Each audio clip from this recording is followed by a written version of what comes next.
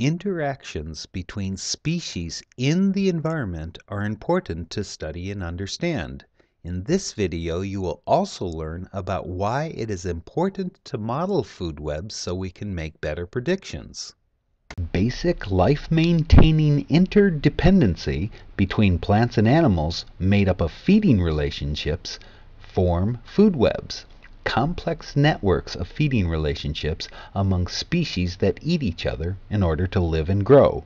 And in other words, food webs describe who eats whom among species within a particular habitat.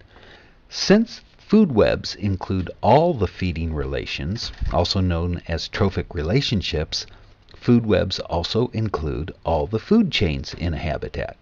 We study food webs using models which describe networks of food chains among different species to better understand and predict what happens in nature. We illustrate these networks by using spheres to represent the species found in the food web and by using long skinny cones to represent the feeding relationships between these species. Plants are at the base of the food web at the first trophic level. Herbivores are above the plants at the second level, and carnivores of herbivores are above herbivores at the third trophic level, and so on. Omnivores eat species at more than one trophic level. In this visualization, the amount of biomass of each of the species is represented by the size of the spheres. The rate at which species eat each other is represented by the size of the cones. Notice how much the abundance and feeding rates of these interacting species change as they maintain a dynamic balance of nature that keeps all the species present from going extinct to zero biomass, and from undergoing population explosions to infinite biomass. All ecosystems in all habitats are made up of such food webs of breathing, eating, and getting eaten organisms. Now let's take a closer look at just one trophic level to better understand just how complex these relationships are. In forests, many primary consumers eat leaves, roots, and other biomass after it has died. We call these consumers decomposers because they break down dead plant biomass into nutrients such as nitrogen and phosphorus that the plants need to grow. These composers include leaf shredders, such as Harpaphophene millipedes and penknife mites. There's other decomposers that eat dead logs, including damp wood termites, Legidium sowbug, and Arctiostrotus earthworms. Some decomposers, such as Kepoledesmus, specialize on leaf litter from broadleaf deciduous trees. Fungi, such as chanterelles and truffles, feed on both conifer and deciduous leaf litter. Some decomposers eat dead roots, such as cranefly and click beetle.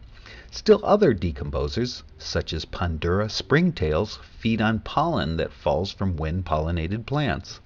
All this feeding by decomposers returns the nutrients stuck inside dead plant biomass back to the soil where plants can use it again to make live biomass. The most widespread of such decomposers are probably bacteria and fungi. Many of the decomposers get their energy from the bacteria and fungi growing on the dead plant matter that they consume. There's even animals that speed up the decomposition by eating poop. They are called coprophages, and they include dung beetles and scotophagid flies. Of course, dead animal biomass also gets decomposed by carcass feeders, such as Nicophorus and dermestid beetles, and phorid flies who eat insect carcasses. So hopefully you're beginning to understand how complex all this ecological interdependence is among plants and animals. It has taken ecologists many years and sophisticated computer programs to understand and keep track of this ecological complexity. Let's use one of these models to illustrate some of this understanding. One thing we've learned is that the balance of nature is dynamic. The abundances of different species change over time, from seasons to centuries and millennia. Certain species become more abundant, which decreases the abundance of their food species and increases the abundance of their consumers, such as predators. This in turn makes the certain species less abundant, which lets their food species increase and starves their predators, making them less abundant. And this starts the cycle all over again by allowing that certain species to become abundant again due to plentiful food and few predators. Such effects travel through the web to affect predators of predators and so on.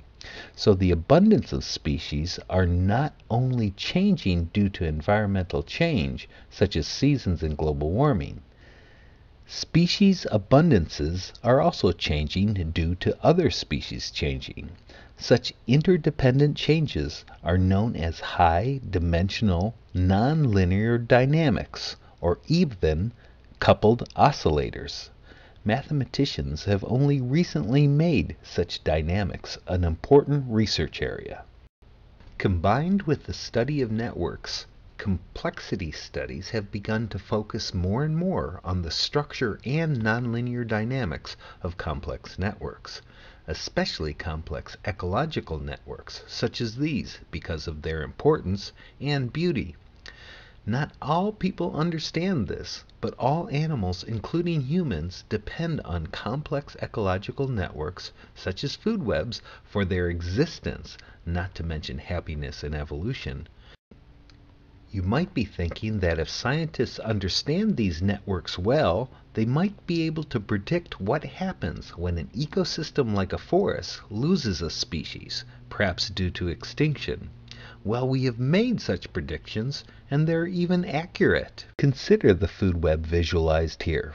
What would happen if, say due to logging, the owls went extinct? How might the loss of this predator affect the dynamic balance in a little patch of forest?